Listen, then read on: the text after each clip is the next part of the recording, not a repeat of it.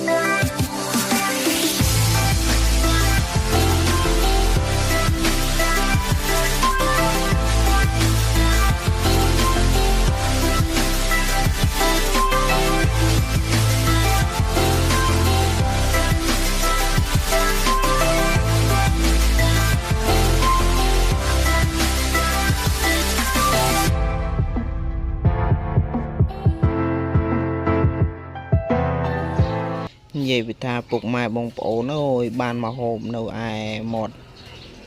ច្រាំងមាត់អូអញ្ចឹងមានទឹកធ្លាក់ពីលើភ្នំមកលើកលាន់ស្រេកបងប្អូនអើយមានរសជាតិឆ្ងាញ់មើលតែមាត់ទៅអ្នកហូបទៅដឹងហើយបងប្អូនហើយសិនជាបងប្អូនចង់មកដំណើរកម្សាន្តអីបែបហ្នឹងអីវាមានអារម្មណ៍ថាពេលដែលយើងត្រេះអីវាបាត់ទុកកង្វល់ខ្លះដែរអញ្ចឹងណា